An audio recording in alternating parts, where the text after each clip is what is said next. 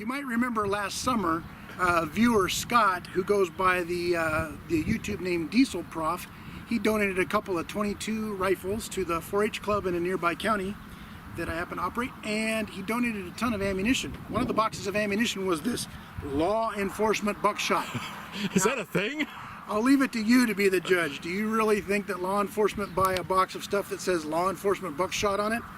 Or do you think they just buy standard old off-the-shelf American stuff? Like I was telling you earlier, if they made a 12-gauge shell that was a foot long and held 120 guys would buy pellets, it. people would buy it just so they could post it on Facebook. Exactly.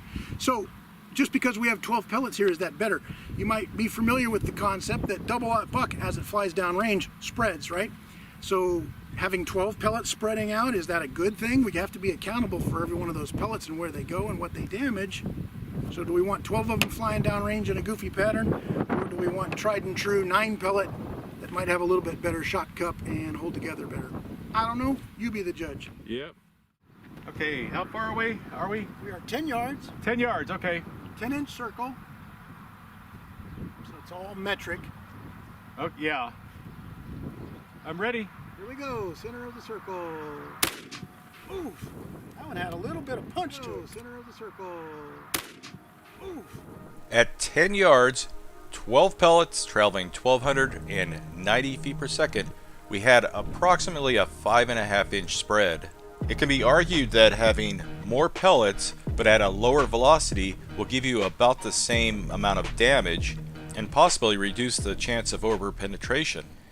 Okay, now for the Winchester double X. That's almost 2 X's. Is there a Winchester single X or a triple X? Yeah, but you don't want to use it. Oh, okay. It's outdated.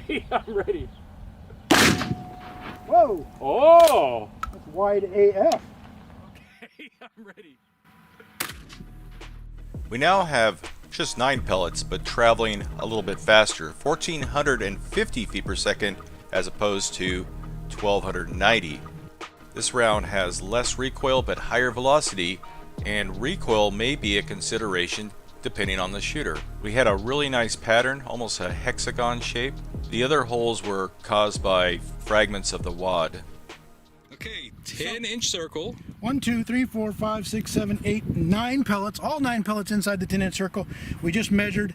I've got a 4.5-inch spread here and a 5-inch spread here. So just a slightly tighter group than the Italiano police rounds. And there is Paul Harrell's Magic, or is it this one? Is that one, isn't it? the paradigm shift? Round? Yeah, that's the paradigm shift one right there. Yeah. And then look at this little... What? Okay. Fly mother over there. Look at, what is that? Why are people so concerned about the 9th pellet flyer? The best I can think of is when you're out shooting double-aught buck and you've always got one pellet up here, people are just wondering what the hell it's for. Where it comes into practical accuracy is if you're ever shooting double-aught buck at someone, you need to know where all 9 of those pellets are going, or 8 if that was. Yeah, I think one of the concerns was it might hit an innocent bystander. But I'm thinking if you're shooting in a direction where you could hit an innocent bystander, you may not be shooting. Or maybe you shouldn't be choosing a shotgun, folks. Yeah. So shotgun is not a sniper weapon. Doesn't matter what you see on PUBG or Call of Duty. The Call of Duties. Yeah. However, you can go back and look at previous Top Fighter Mouse video. The federal Flitecontrol round is unbelievably accurate. We were hitting head-sized groups at 25 yards, over double this distance. Maybe we need to show people that. Well, all right. I just happen to have one with us. Let's do it. Okay. Flitecontrol. Notice they did not spell flight correctly. No, they didn't. I don't understand it.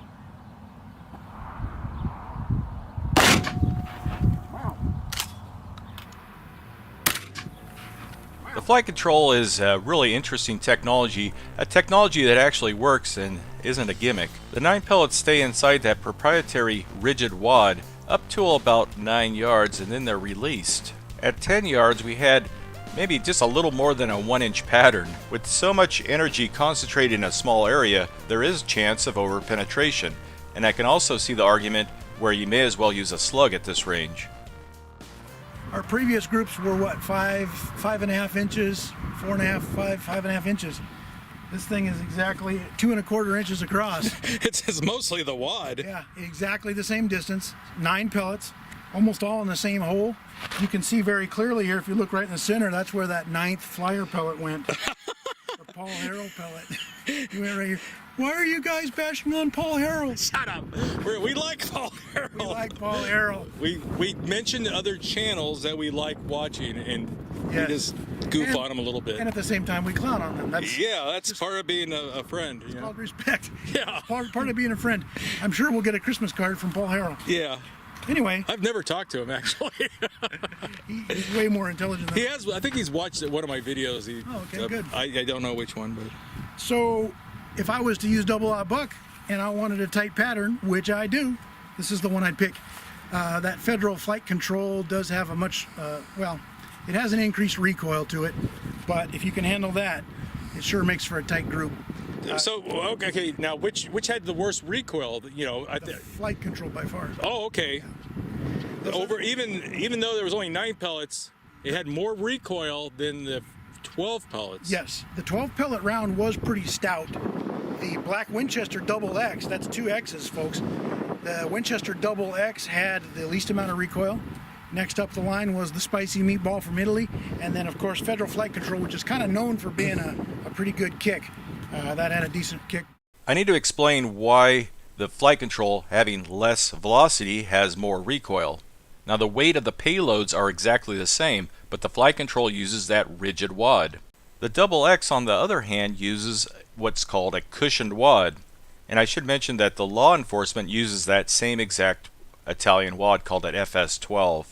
Now there's a lot of different variations of cushion wads, but as the gun is shot, the wad sort of acts like a shock absorber and actually reduces the felt recoil.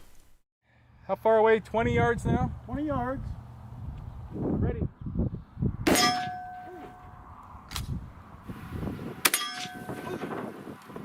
Remember, we shot the pennies at 20 yards, the same distance. And I think the spread was about the same, believe it or not. Okay. Yeah. Here I think you've got 1, 2, 3, 4, 5, 6, 7. It's either 8 or 8 and 9. Let's give it the benefit of the doubt and say there's 9 pellets out of 12. Hit this. Out of 12 pellets, only 8 of them actually hit the plate. That's a pretty wide spread. At 20 yards we had nearly a 20-inch pattern. But is that terrible? Well, depending on the conditions, the shooter's skills, the stress levels, your point of aim could be nearly a foot off, but you'd still score some substantial hits.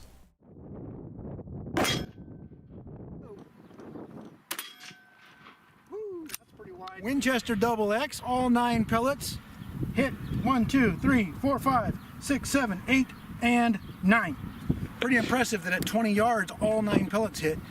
Better, tighter group than the Italian round, which sent at least 3 of them over the shoulder or down below. Now these have a higher velocity also than the law enforcement ones.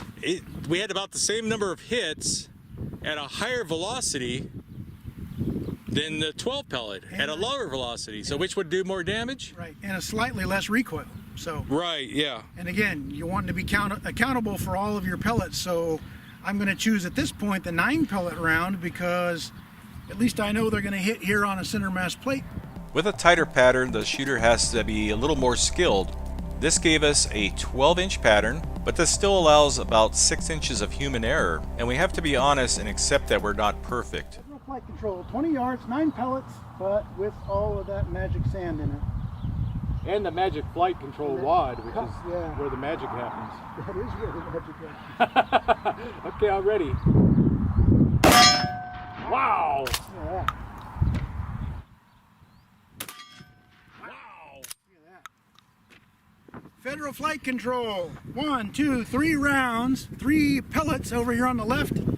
All 6 of the rest of them hitting one tight little cluster at 20 yards.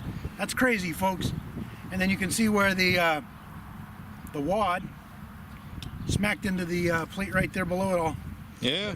6 of them all in almost the exact same hole at 20 yards. That's nuts for accuracy with a 12 gauge shotgun. Double-aught buck. Yeah, I'm very impressed with the Flitecontrol. It consistently holds a tight group if that's what you need. And as long as you can tolerate the increased recoil, a lot of my officers don't like shooting it because it's got a good thump to it, but if you ever got to use it one night and across the living room distances, that's the one to go with. Yeah. There you go. All right, Is that it? I think that's it. We'll see you guys on the next video. The Flitecontrol gave us the tightest pattern of all, nearly 5 inches at 20 yards. Now this is supposed to be a 9 pellet round, but I only see 8 pellets. In these tests we had absolutely perfect control of the environment. There was no stress, the lighting was good, and Greg was shooting from a rest. Under adverse conditions where it may be dark, where you don't have a good sight picture, where maybe you're moving or the target is moving, you may want a little bit of spread. We only tested 3 very different types of double-aught buckshot here, and there's dozens of other variations out there. So know where your pattern is and know what your skill level is. Thanks for watching.